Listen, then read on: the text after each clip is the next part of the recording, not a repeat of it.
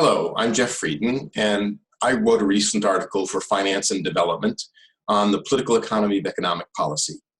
The editors of Finance and Development have passed along to me some questions that readers have suggested or asked, and asked that I provide an answer. So I'm going to do that, and I hope it's useful to the readers and others in trying to clarify or expand on some issues involved in the political economy of economic policy. So the first question comes from an advisor in the Department of Public Services in Guyana. If there is a natural tendency for nations to safeguard their own citizens and space, and for vested special interests to have an outsized impact on policy, how are we to coordinate or enact a global response in time to mitigate the spread of COVID-19? Well, I think one of the points that I make in the article is that often there are forces in domestic political economies that make it difficult for governments to cooperate, forces that want the government to prioritize what's happening at home. And that's certainly true. There's no question that there are powerful political and economic forces in many instances pushing away from cooperation in favor of giving priority to domestic concerns. But there are also countervailing forces, because after all, cooperation is beneficial typically in many of these instances. And global public health is a good example. Global public health is probably the single least controversial area where there is a feeling that cooperation benefits not only other countries, but yourself. As we know, microbes, infections, diseases don't know where the national borders are. And so it doesn't make much sense to have a thoroughgoing campaign, let's say, against smallpox or measles in your border, in your country, if all the countries surrounding you haven't done it. So countries, in fact, do have an interest in global cooperation on global public health. So it seems to me that the best way to think about this is there are forces pushing in both directions. There are forces pushing in the direction of treating the local economy or the local society first and forgetting about the rest of the world. And then there are forces pushing for cooperation. The healthcare community, scientists, people who are particularly concerned about the infection in question and understand the relationship. And there has, in fact, been a lot of cooperation in global public health. If you think of global public health relative to other fields where there's nothing but competition, global public health looks pretty good. There is a WHO, controversial as it may be, and there is a commitment on the part of many, many countries to work together for global public health. So I would say that in global public health, there are a lot of forces pushing for cooperation. There are certainly forces pushing for, my country first and foremost, but the clash of these potential interests is played out in domestic politics. If we want to encourage cooperation, I think what we want to do is encourage those forces that favor and stand to benefit from cooperative efforts. And there have been cooperative efforts. Smallpox has been eradicated. That could not have been done without massive cooperation among the public health agencies around the world. And there are other instances, including in this pandemic, where the forces for cooperation have tended to prevail. The next question is related. It's from a governance expert in the Netherlands. How can we improve worldwide collaboration on things as pre-competitive as standards? For example, standards on global trade, or standards for credentials for education, standards for financial accounting, or for carbon emissions. What has to be created in order to achieve that? What power structures and incentives need to be taken into consideration? How do we globally unify standards? This is a really important question as well. Cooperation, when we talk about cooperation, we're talking about doing things that are very costly to you in order to encourage some cooperative outcome with the rest of the world. So we want everybody to do cooperative things like spend a lot of money on global public health, to go back to what I was saying before. Standards are a little different. The thing about standards is that pretty much everyone benefits if we're all on a common standard, because it means that there's standardization, obviously, and we can realize economies of scale and things like that. So standardization is not really as serious a problem as these problems of cooperation, where countries actually have to incur large costs in favor of cooperation. When it comes to standards, usually the political conflict is a pretty straightforward one. Every country wants the global standards to be its standards, because then its firms and people don't have to adapt. So if we're talking about auto emissions in the European Union, for example, the high standard countries like Germany want everybody to come up to their standards because it gives them an advantage, gives Germany an advantage. And the low standards countries want everybody to stick with their standards. So the conflict over standardization is really trying to find a credible, acceptable solution to this conflict of standards, right? And there, I think, there's been some substantial progress in some areas. Now, obviously, there's been a lot of progress in areas that we don't even think about anymore, like electricity and the standards of electricity use, and the metric system, which not every country has adopted, but most countries have adopted the metric system because you don't want to be the one country that hasn't. In some areas, it's more difficult. Financial standards are they engage a lot of powerful interests. So it has long been hard to achieve financial standardization or harmonization, but it's happening. Within the orbit of the Bank for International Settlements, has been a big increase in the standardization of financial regulatory standards. In a way, I think about this as part of a historical progression. Back in the 19th century, we had, in most countries, local regulation of health and safety, local regulation of business, local regulation of even finance and commerce.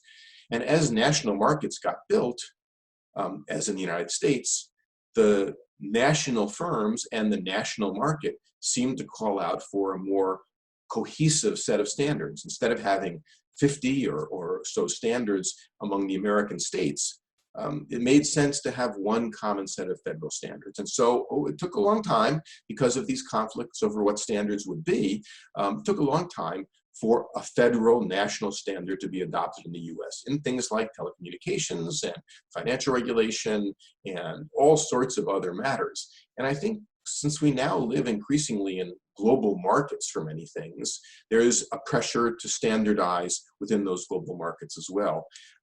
It's not easy, but I think that what encourages the acceptance of this standardization is moves forward that are clearly going to benefit pretty much all of the countries and all of the firms involved, because it increases the scale available to them in whatever arena they're standardizing in.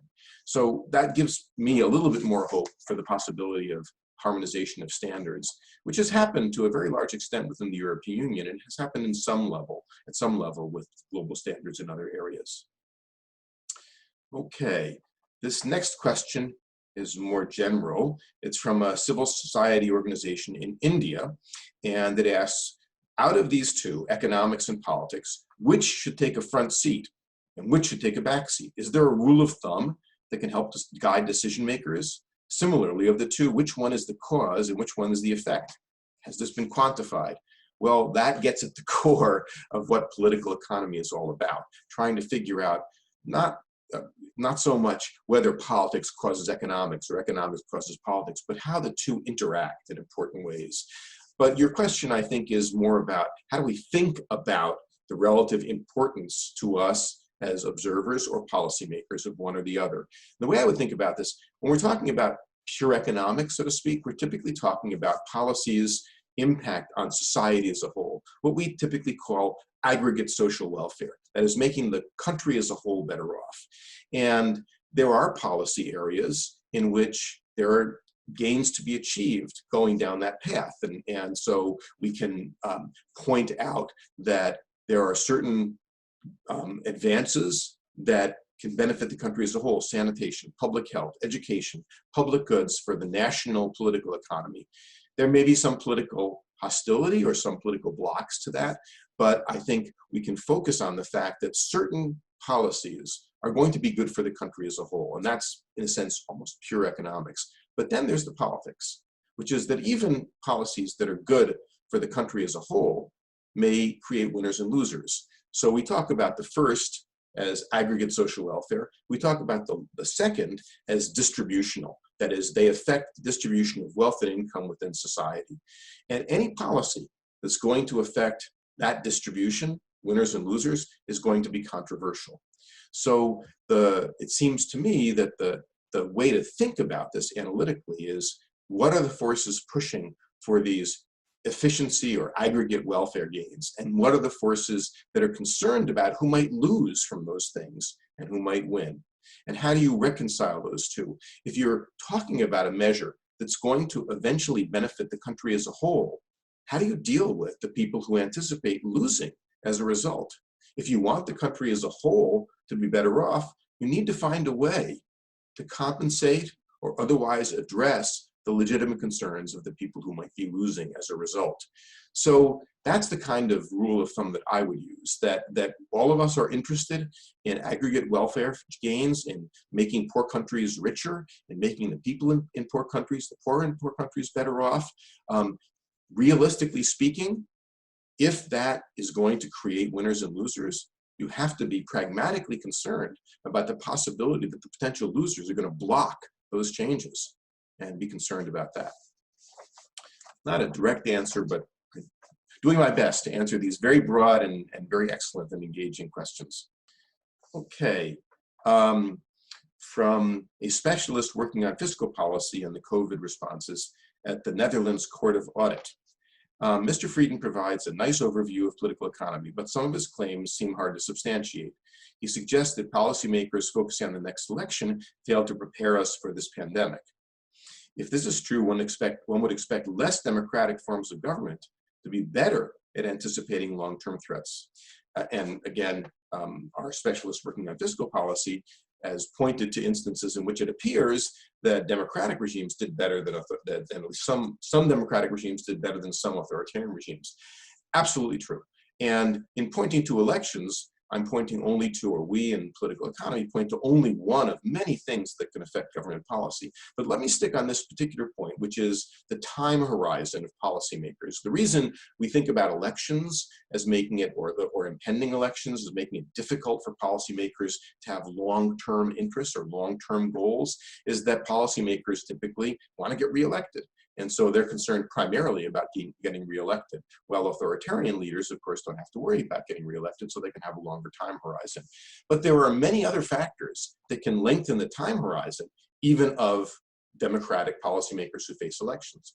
And I think I mentioned in the article one, which is political parties.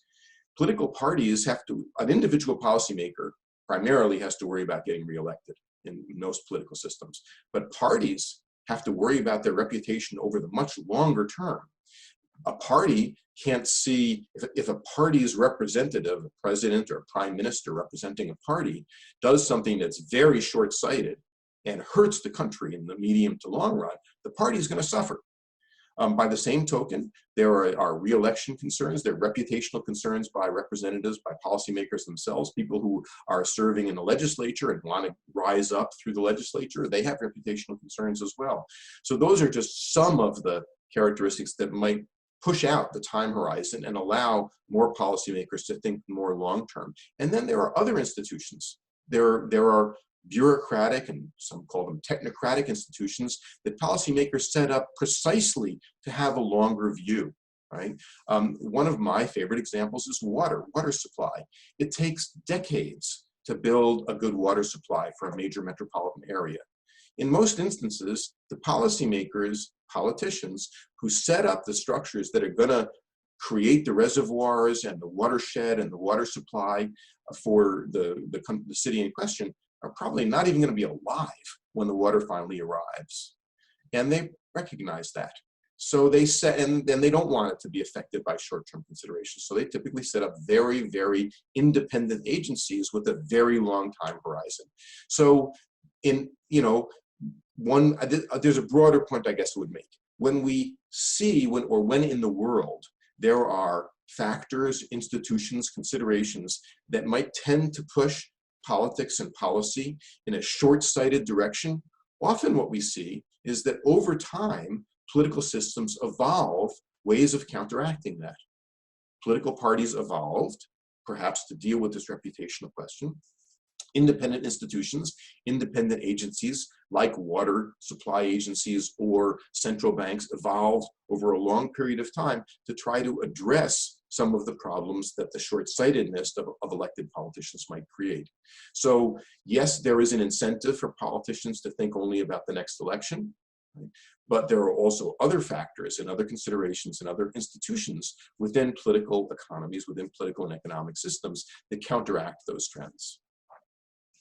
That may seem like an evasive answer, but it does address the, what I think is the reality of much of the social sciences, which is that for every force that we observe in society, often there is a countervailing force pushing in another direction.